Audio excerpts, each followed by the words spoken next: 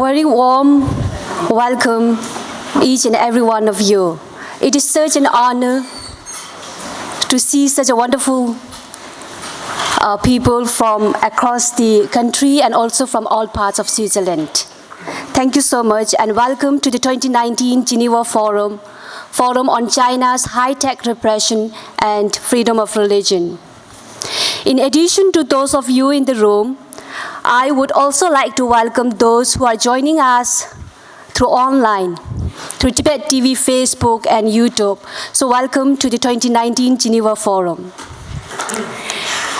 In the right hand, technology has empowered people from increasing connectivity to access to information, virtual space for freedom of expression and association, and to the documentation and sharing of information about human rights violations and abuses.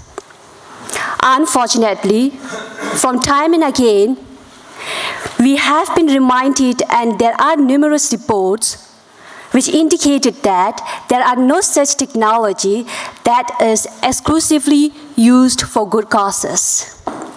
In the hands of repressive states like China, who is becoming internally repressive, externally assertive, technology has become an additional tool for such state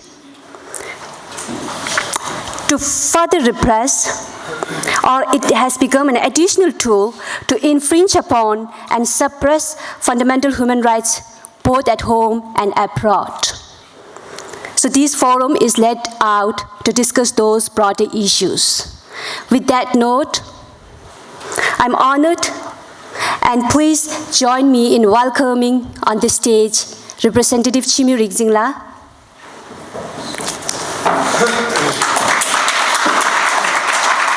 And please join me in welcoming our chief guest of the event, Sikyong Dr. Lobsang Sengke, President of the Central Tibetan Administration.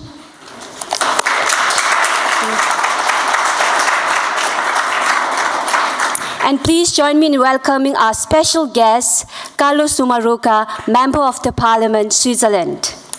Thank you.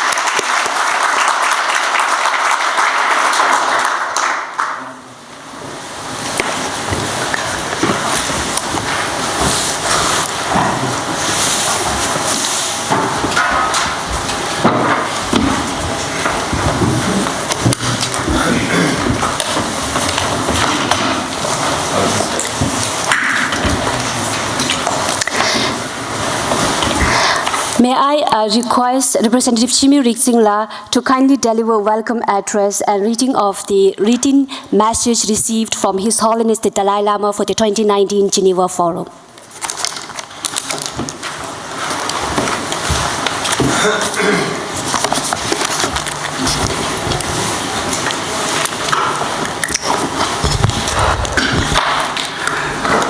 Good morning, Tracy Delay, and bonjour.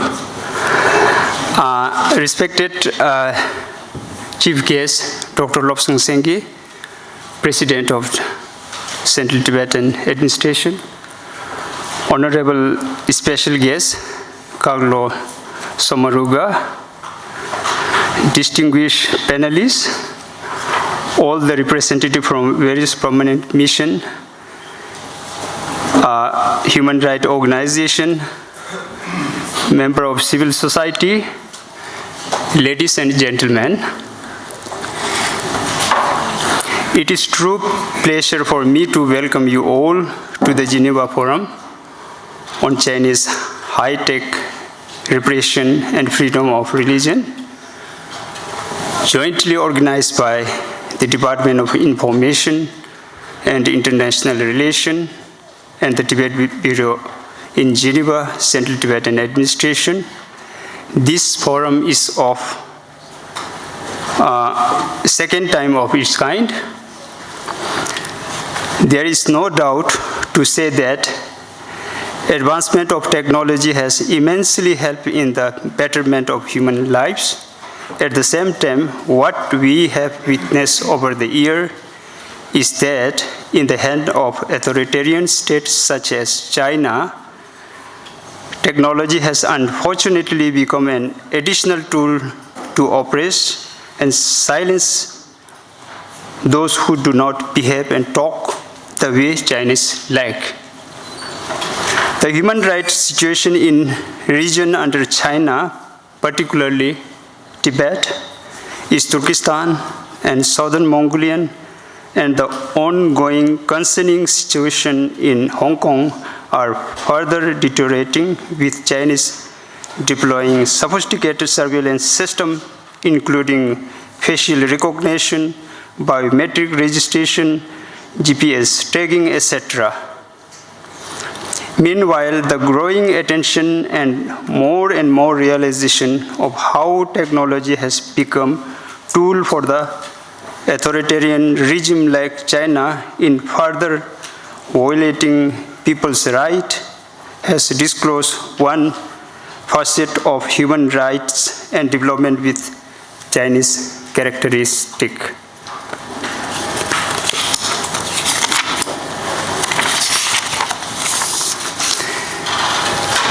As all may agree with the ramification of China's misusing the advancement of technology could extend far well beyond Tibetan, Uyghur, Inner Mongolian, Hong Konger, and other people of faith in the region under China, if these threats are not controlled or prevented, or at least countered in a meaningful way.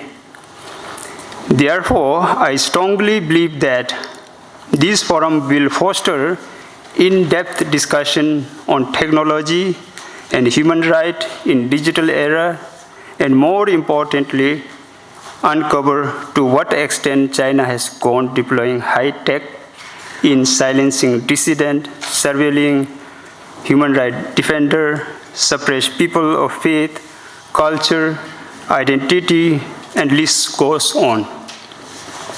Time has come for a serious attention and deeper discussion on the issue from head of the state, policy maker, UN member state, UN human rights mandate holder, and civil society is more urgent than ever. With this note, I once again welcome you all for the Geneva Forum on Chinese high-tech freedom of religion. Thank you, Tashi Dilek. Long live His Holiness the Dalai Lama.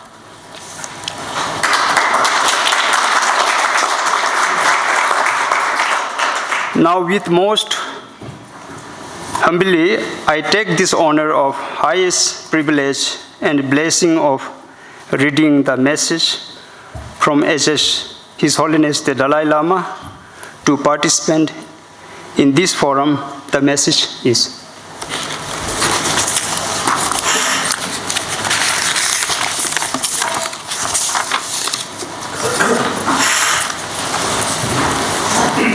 I send my greeting to participate in this Geneva Forum on human rights in the People's Republic of China. I have always maintained that China is an important country with which the rest of the world needs to engage. However, such engagement should always take into account the fundamental values that guide humanity. This means that the international community should not hesitate in pointing out unjustifiable action on the part of the Chinese government, whether in a denial of basic right to the citizen of the People's Republic of China or in action across the globe. I hope this conference can help turn a spotlight on severe restrictions that religious communities are facing in the People's Republic of China. Over the year, China has been changing, and I hope it will follow the global trend towards transparency and freedom. The international community should support China in becoming a nation with rule of law, respect for freedom, and commitment to human rights, such an outcome will be good for China's own future. If this wishes to assume its right place in the community of nations, it will also have to shoulder the responsibilities that come with the position and uphold both basic freedom and fundamental human rights. Dalai Lama, 31st October 2019.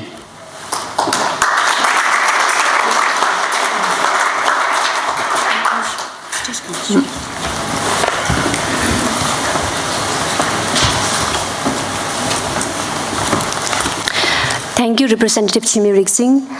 May I now invite Sikyong Dr. Lobsang Sengke, the President of the Central Tibetan Administration, to kindly address the gathering.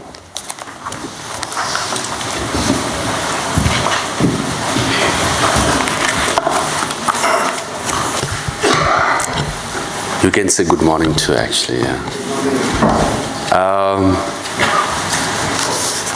Our special guest, Honorable Carlo Sommaruga, Member of Parliament, Switzerland, and Representative of His Holiness Dalai Lama, Office of Tibet, Geneva, and we have other representatives of offices of Tibet from Europe, and former Special Envoy Gesa Genzela, and we have Honorable Member of Parliament from Canada.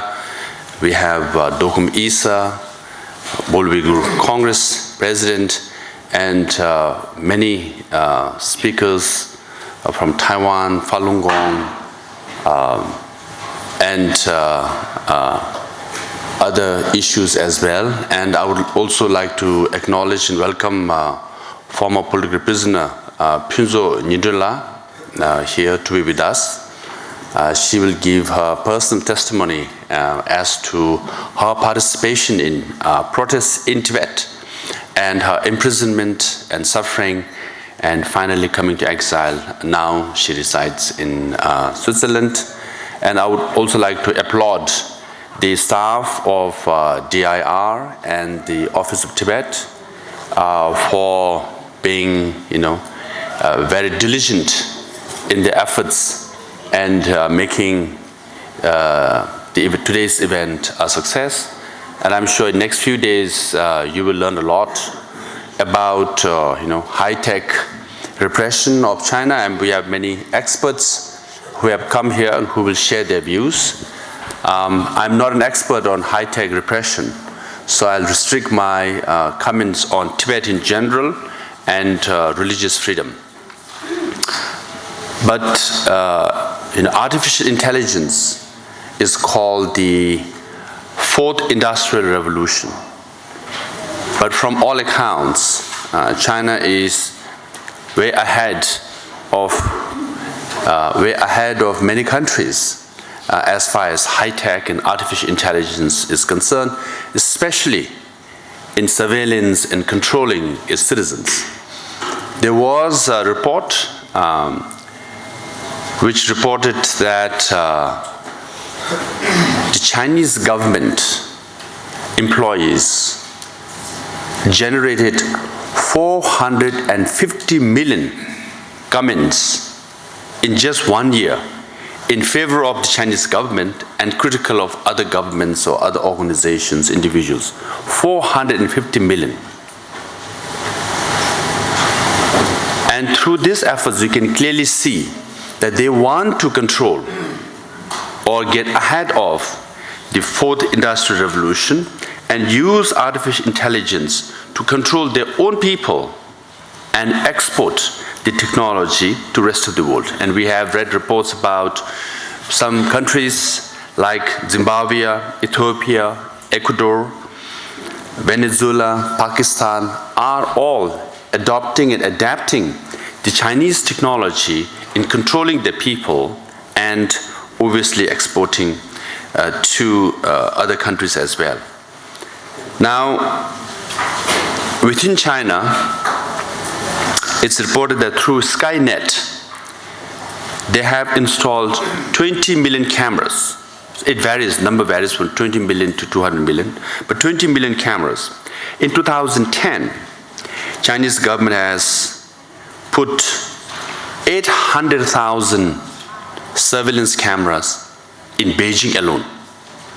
By 2015, Chinese government claims to have covered the whole of Beijing with surveillance cameras.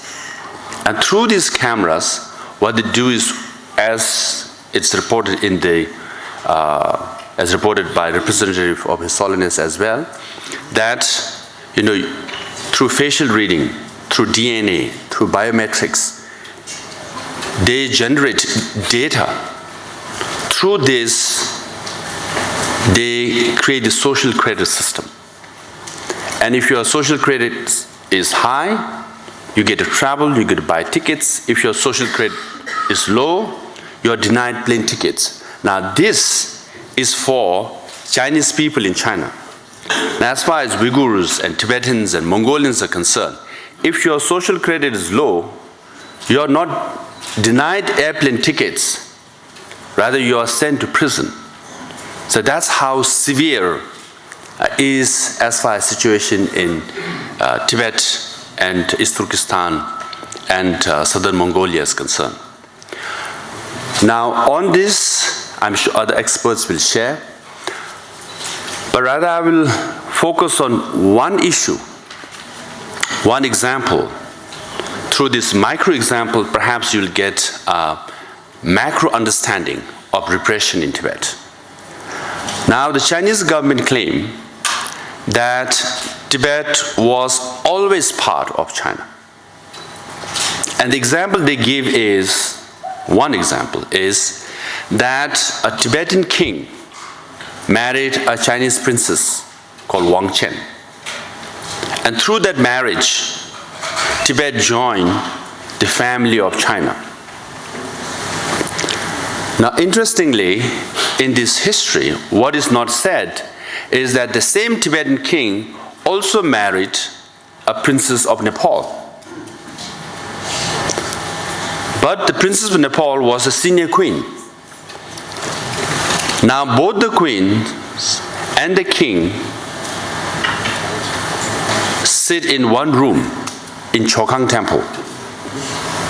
Now, on the right side is the Princess of Nepal, because she was the senior queen. And on the left side is the Princess of China, Wang Chen. So as per Tibetan tradition, whoever is the right side is senior or more respected. Now interestingly, Chokhang Temple symbolizes quote-unquote harmony between China and Tibet historically, because Chinese princess is there, Nepali princess is there, and the statue in the Chokhang Temple was actually brought from China, originally from India, brought from China, and is respected and recognized as the holiest shrine in the Tibetan Buddhist world. For us, Chokhang Temple is like Mecca or Vatican. Now, interestingly, Chokhang Temple, which symbolizes harmony and good relationship between China and Tibet, is being misinterpreted, or rather misused. For centuries, Tibetans from all the various parts of Tibet, they travel to Chokhang Temple to get the blessing. They do prostration in front of Chokhang Temple. Not only that, some people and nomads and farmers start doing the prostration from the villages and nomadic area and do prostration through prostration for hundreds of kilometers, travel all the way to Chokhang Temple to show their respect and get blessings or good karma. Now, if you go to Chokhang Temple today, what you will see is sharpshooters on rooftops, surveillance cameras watching over you.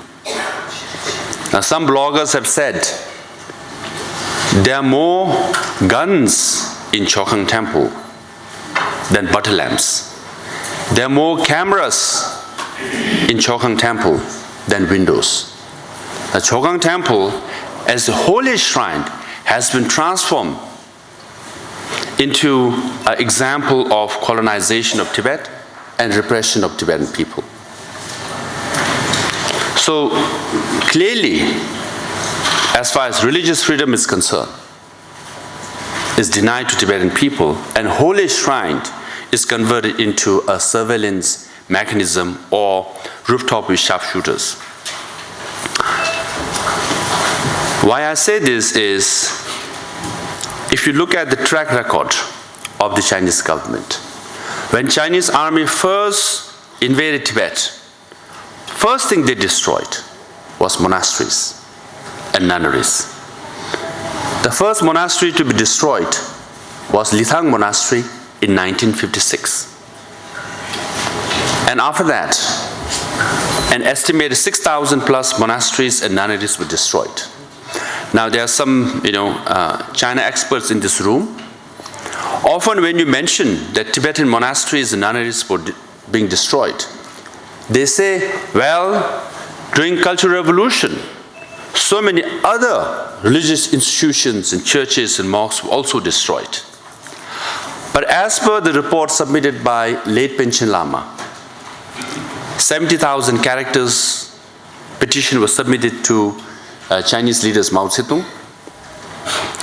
In that, he lists that 98% of monasteries and nunneries were destroyed, 99.9% monks and nuns were disrobed. But this report was submitted in 1963. A cultural revolution started in 1965, which means before the cultural revolution started, 98% of Tibetan monasteries and nunneries were destroyed, which means the Chinese Red Army sole purpose was to wipe out the Buddhist-based Tibetan civilization and to deny religious freedom to Tibetan people. And even today, the destruction and demolition continues. We have heard and read about the demolition of Yashingar Nunnery. Just this year, Yashingar Nunnery had about 5,000 nuns.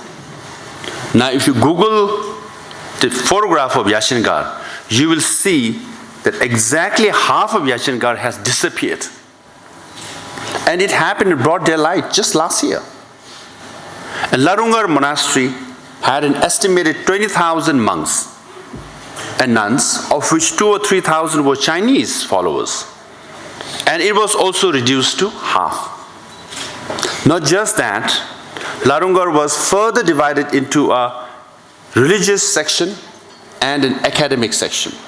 And Chinese government built buildings to provide accommodation for 200 Communist Party members to monitor ins and outs of Larungar Monastery. And obviously, surveillance cameras were installed, they were followed, and they were checked. And obviously, Larungar Monastery is under strict surveillance. And 3 nuns committed suicide after the destruction of Larungar. Because once half the monastery is destroyed and half the monks and nuns were expelled, for monks and nuns, they leave their homes, they leave their livelihood to join monastery, and they make monasteries and nunneries their home.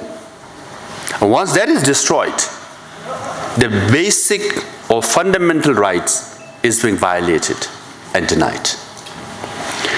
So my point is, from the time of invasion, even till now, destruction of monasteries, demolition of nunneries are continuing, and denial of freedom of religion is continuing.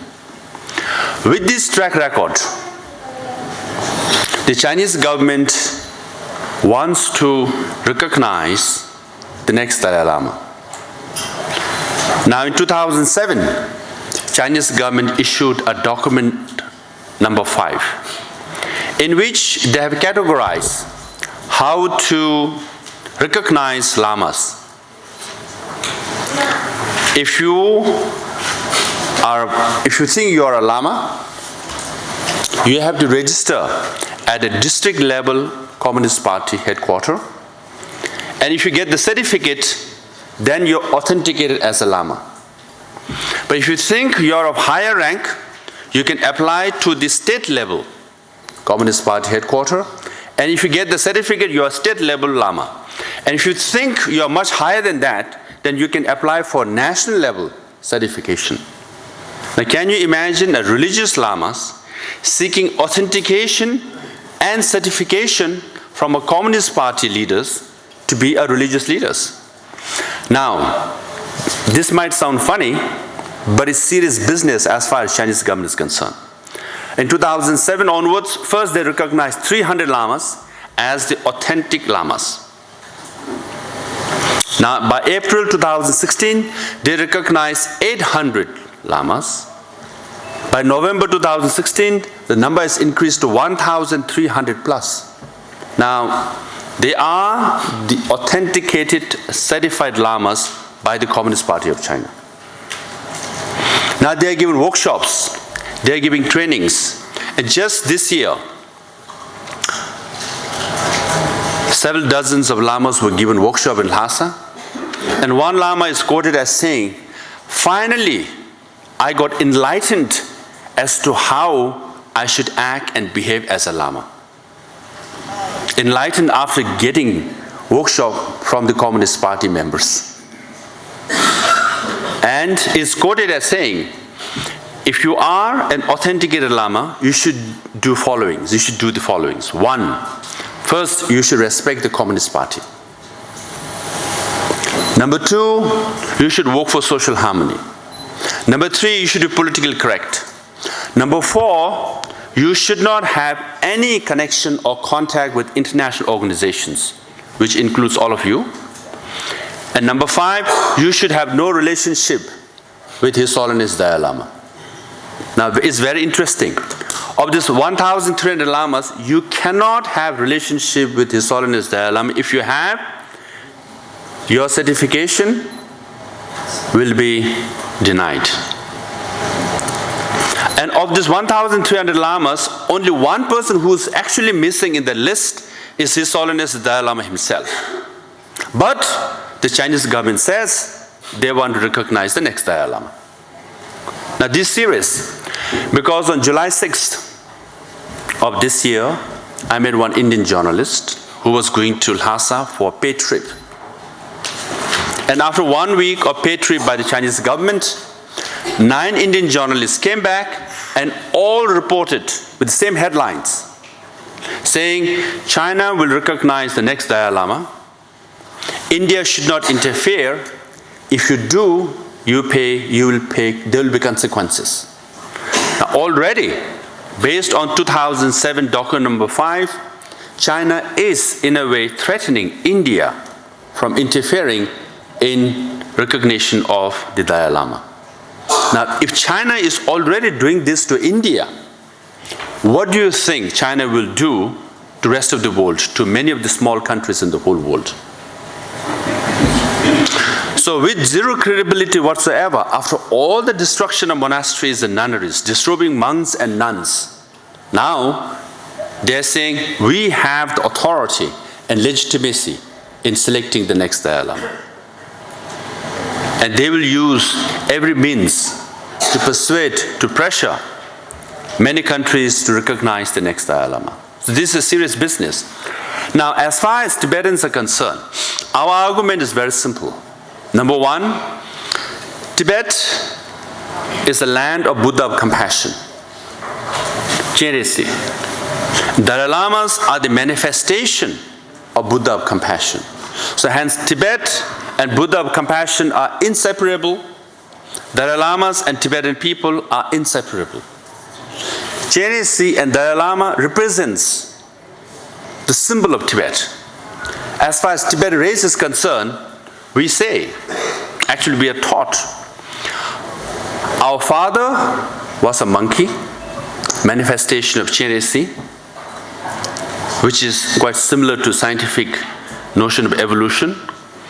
Our mother was an ogress, manifestation of, goddess of mercy, goddess Tara. Now, from our accounts, Ogress actually is quite beautiful, but in the Hollywood movie Shrek, she's projected not as that beautiful. So, with the father as a monkey and the mother as Ogress, Tibetan race started. So hence the idea of Tibetan nation, symbol of Tibetan identity, originates with Buddha of compassion and Dalai Lamas. And also the idea of reincarnation, we invented it 1,000 years ago on 4,000 meters high plateaus of Tibet. So we have complete copyright and patent over the idea of reincarnation, because there are many Buddhist countries in the world.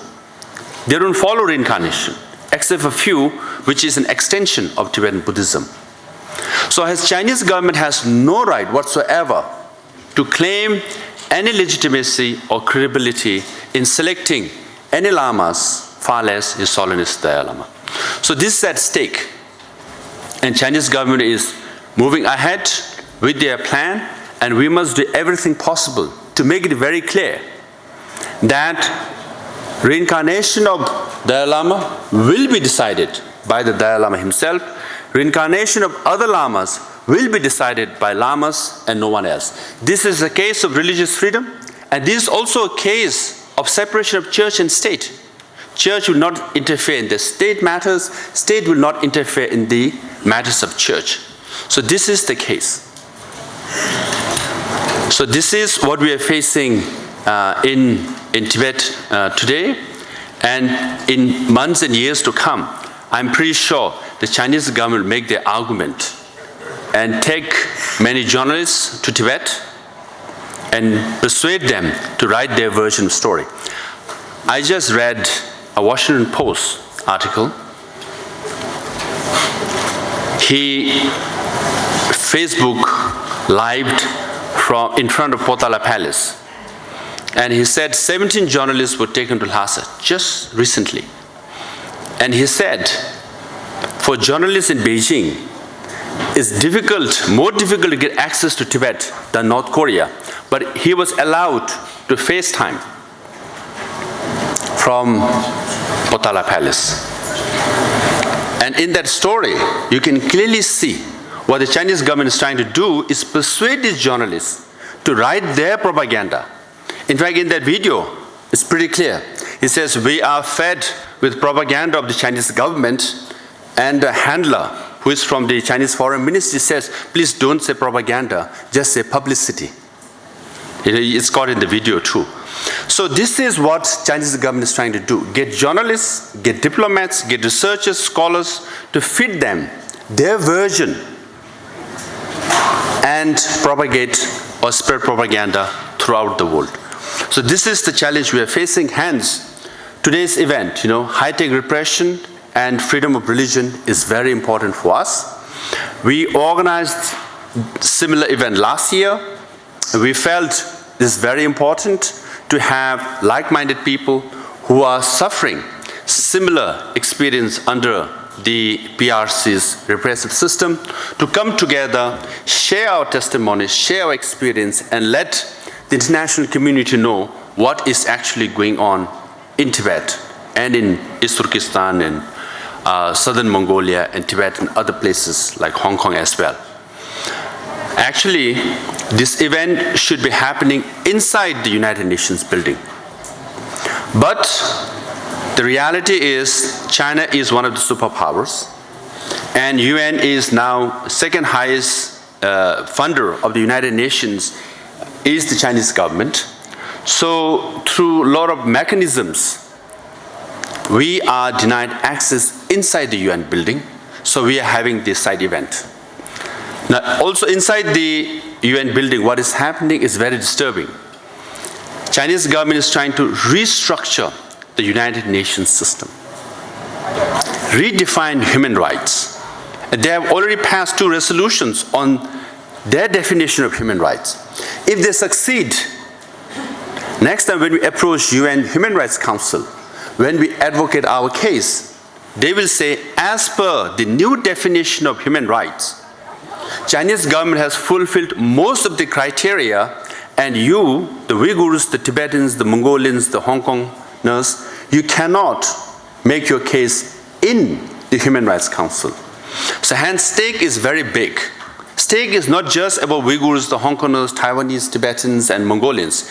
It's larger, it's much larger. It affects the whole world.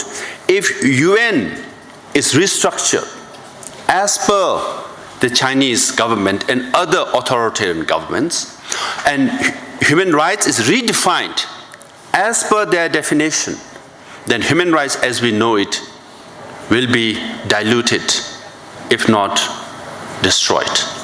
And stake is high. Please bear this in mind, and we are here to give our testimonies, share our experience, to warn, to let the world know what happens to Tibet will happen to you. What happens to Uyghurs, the Mongolians, the Hong Kongers will happen to you. Because the surveillance of Tibetan people started decades ago. Now it's being exported and coming to countries near you. So this is a real challenge. This is a real threat for the world. Thank you very much.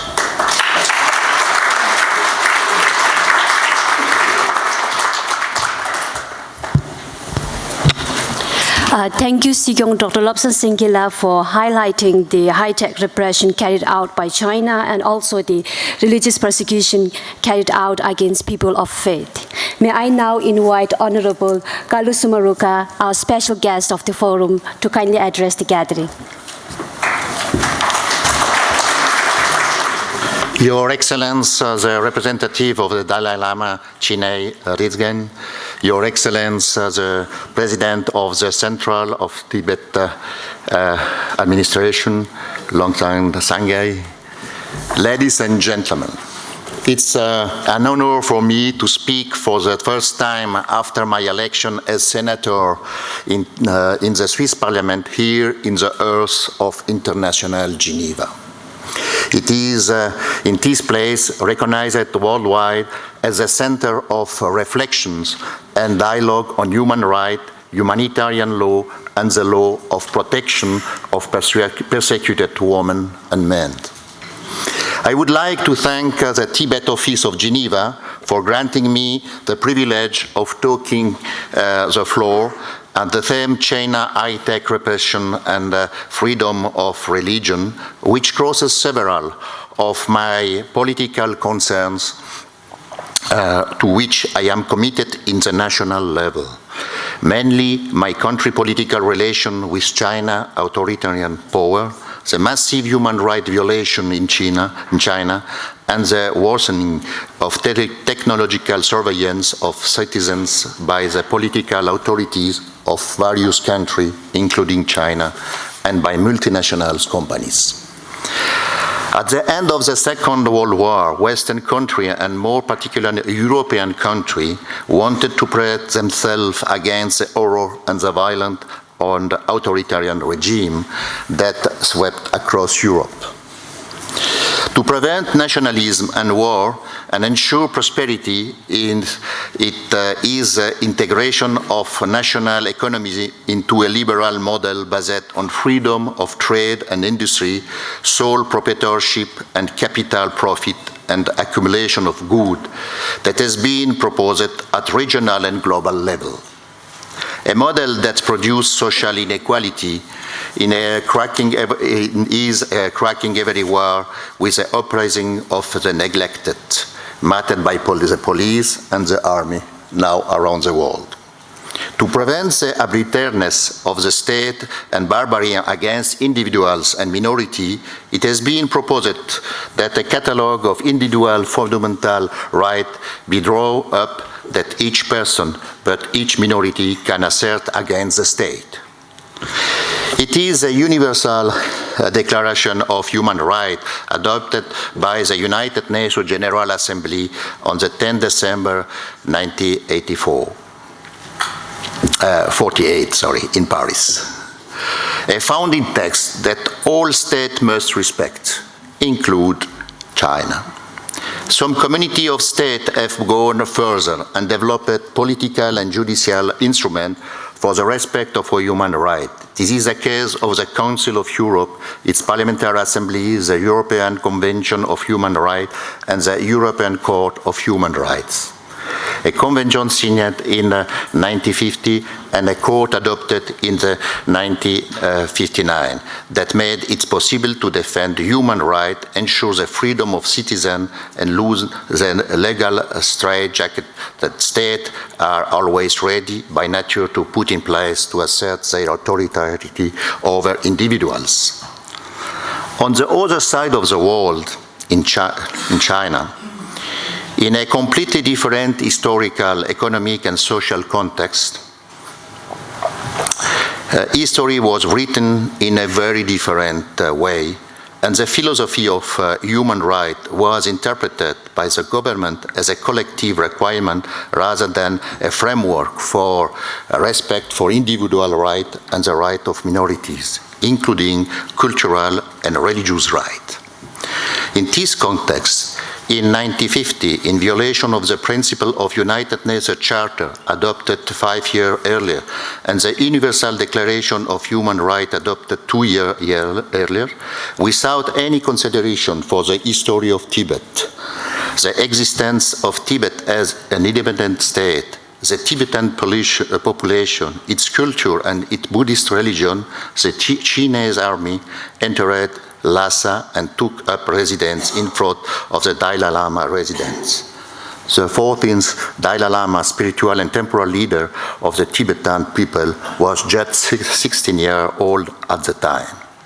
We all know that this was the beginning of a devastation of Tibet. His authorities, his culture, its religion, and other things, it's unfortunately still in progress. From the 17-point agreement on the peaceful liberation of Tibet imposed on the Dalai Lama's representative to the most recent pressure on the Western state of China that has become a worldwide economic power, nothing is spared to the Tibetan people in Tibet and in exile. The control of local authorities, the destruction of monasteries such as Arungar, the persecution of religious and men and women, and the sending of these men and women religious to the re-education camp, the mining of the rich subsoil without regard to the environmental requirement, suicide of despair are the most visible expression of China's planned destruction of Tibet. Worse still, the repression against the Tibetan minority has gradually spread to other minorities in China, and particularly to the Uyghur Muslim minority. For both Uyghur and Tibetan, religion practicing are equated with extremism or terrorism, while freedom of religion belief is enshrined in the Universal Declaration of Human Rights. In 2019, here in Geneva, the seat of the Human Rights Council and the international capital of human rights, we would have liked to celebrate, on one hand, the progress made in respect for human rights throughout the world, and the other hand, the decline of the hold of state over citizen freedom. We would have liked to have been able to welcome the exemplary commitment of democratic state to strengthening the international implementation of human rights in China particularly. But we have to say the disappointment is there. With regard to China, the reason of state and the commercial interest of many countries make illegal annexion of Tibet, the massive violation of human rights and the right of minority unnoticed in the contact with, between the authorities. In fact, my feeling is that the Tibetans are left by the democratic government on their sad fate. Ladies and gentlemen, in recent years, new technology and social networks have been celebrated as an instrument of liberation and mobilization of population against authoritarian and illegitimate powers. Similarly, these new technologies have been praised for facilitating financial transfer or commercial operation or for small farmers in Africa, bypassing costly intermediates. Finally, information transfer analysis algorithms make it possible to better prosecute criminals, particularly in the area of pornography or pedophilia. But like any technology, new technology can be used for the worst thing. Think about nuclear technology. But here, however, new digital technology can be misused against individual citizens. The implementation of abusive practice against individuals using latest digital technology is carried out by both private and state company. Private company and state. For companies, the challenge is to capture data, to use individuals to collect the most personal and intimate information, to transform all our behavior into merchandise and profit. But what is more important is the objective to change behavior in order to correspond more effectively to the expectation of commercial actors. For company, it is also complicity with the state through the provision of new technological instrument or data allowing permanent monitoring of citizens, whether in China or elsewhere as in USA under the Secret PRISM program. For the state, the objective is the complete control and monitoring of citizens. This objective is not only prerogative of authoritarian states such as China, but also of so-called democratic states, as Edward Snowden has shown by revealing the NSA illegal but very widespread practice. In China, however, the degree of implementation of individual surveillance is striking. It is all the more rapid because in China there is no legal instrument to protect against the arbitrariness of the state, like we have developed in Europe after the Second World War. Today, nearly 600 million cameras are installed on the territory of China. The Chinese startup Watchlix has thus marketed a system that makes it possible to recognize an individual solely by an approach and that has already seduced the authorities of Beijing and Shanghai and more others. Members of the Uyghur and Tibetan community must carry a smartphone that permanently indicates the location, which can be monitored and scanned, and the data analyzed. The clandestine listening of conversation through telephone generates a permanent suspicion between citizens. Facial recognition with full social control, especially of religious and cultural minority, heralds a totalitarian system or any deviation from the behavior line defined by the political authorities, however small it may be, can no longer be expressed under penalty of sanction and deprivation. Digital surveillance worthy of George Orwell's worst-case scenarios.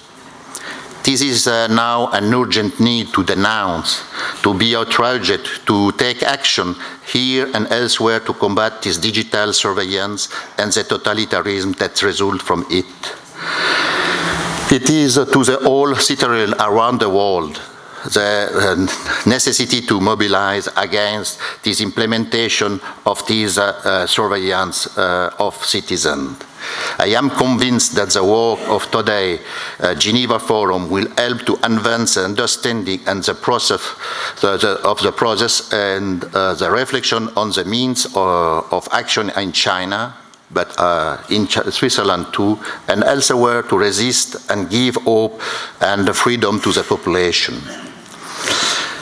As Swiss parliamentarian, I can promise you that with my colleague or member of the Swiss parliamentarian group, Swiss Tibet, we will do all what we can to participate to this resistance about this surveillance of citizens in China especially, and in Tibet and against the Uyghur.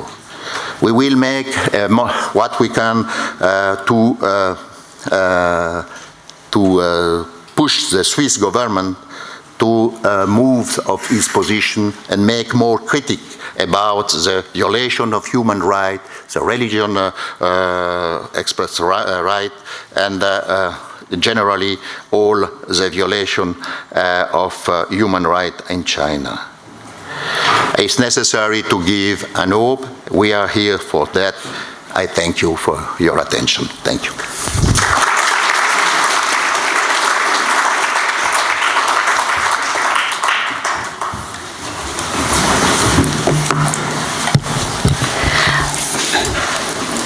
Thank you, Honorable Carlos Sumaroca, for highlighting the severe human rights situation in China and also bringing forth the irony that China was one of the first members to sign the Universal Declaration of Human Rights, and also about the current digital surveillance that China is using against the people, vulnerable people under its control, like Tibetan, East Turkestan, and all. So thank you so much. So with this, we come to the end of the opening session. Before we break for coffee, we would like to request Honorable Carlos Sumaroca to kindly accept a memento, Tibetan Thangka, in appreciation of your time for being here today, and also your support for the just cause of Tibet for so long. So may I request President Dr. Lobsang Singila to kindly present the memento.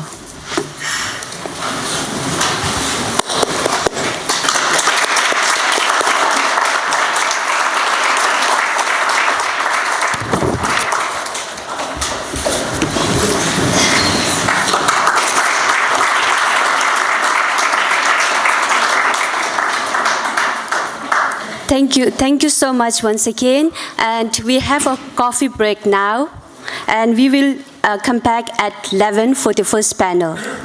Thank you so much.